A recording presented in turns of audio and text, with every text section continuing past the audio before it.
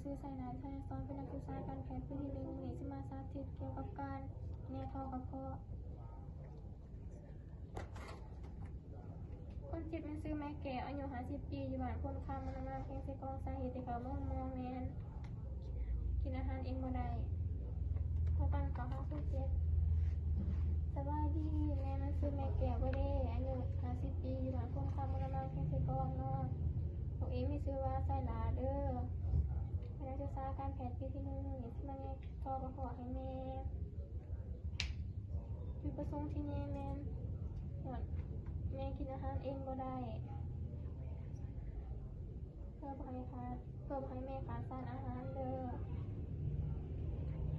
การแย่แม่ลูกจะแย่อยู่ทางด่างของแม่เด้อก็ให้แม่ให้ความร่วมมือต่อไปแม่ล้างมือ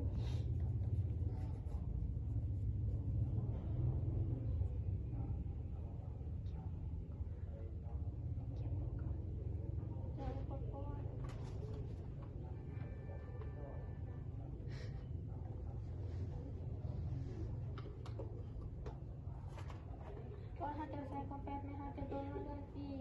เขาลดอายุเขาใช้ได้จะเป็นเซ็ต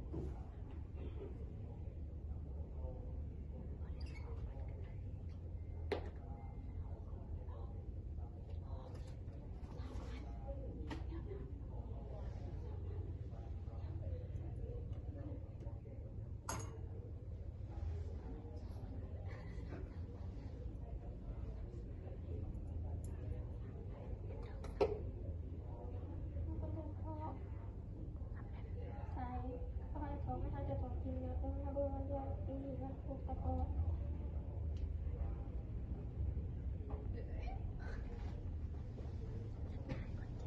ต่อไปมันจะทายคนเจ็บว่าสูงประมาณ45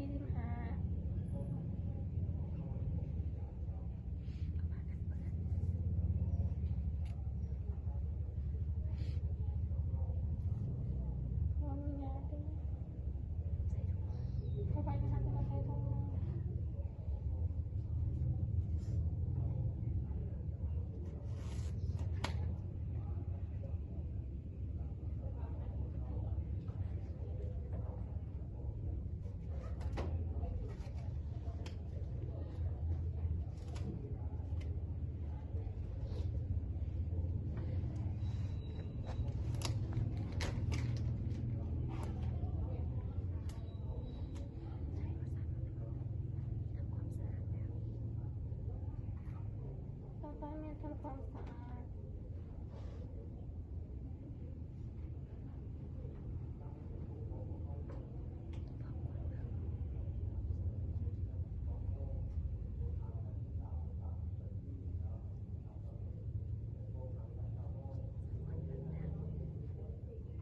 เราก็จะมากวาดเบื้องด้านว่ามีติงหรือว่ามีน้องมียังบอก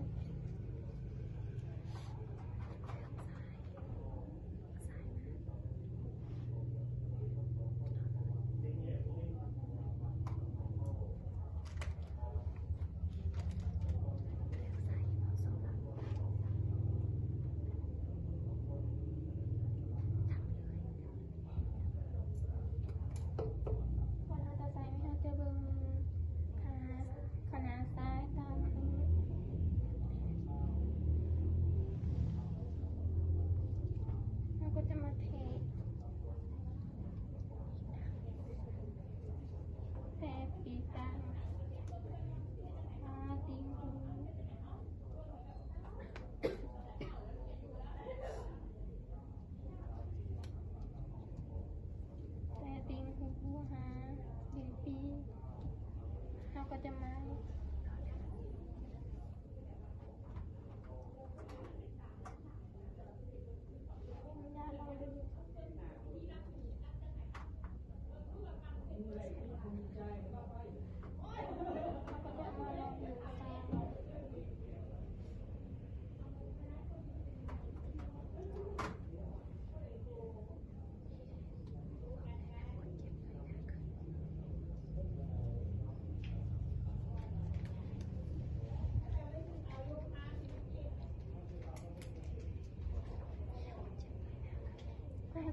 จะบอกให้คนเจ็บเงยหน้าขึ้นเล็กน้อยแล้วก็หายใจทางปาก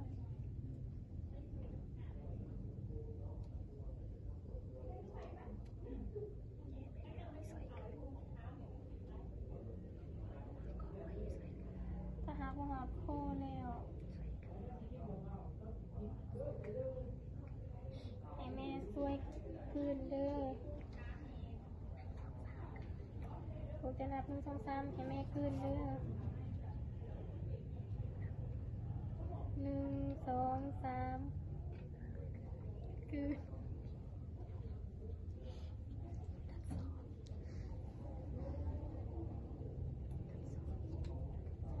แล้วก็มาจะมาทดสอบ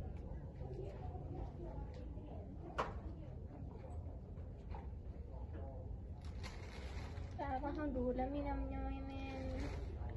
เขาก็พอแล้ว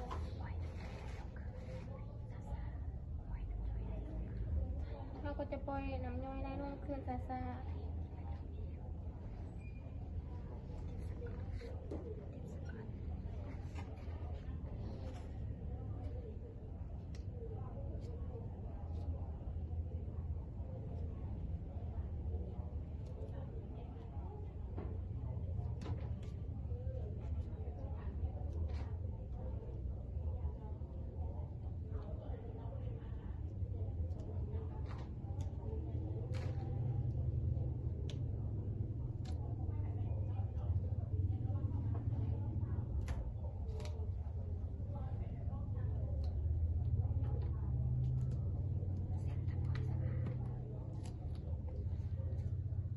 ก็ไปมาเสร็จทำความสะอาด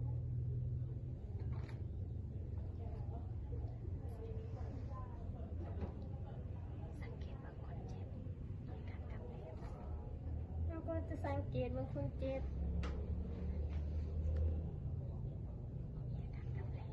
เรามีอาการกำเนิดหรือเปล่าก็จะแนะนำคนเจ็บว่าให้ดึงคอเองหากว่ามีการเจ็บแสบไม่หายมาบอกแพทย์ได้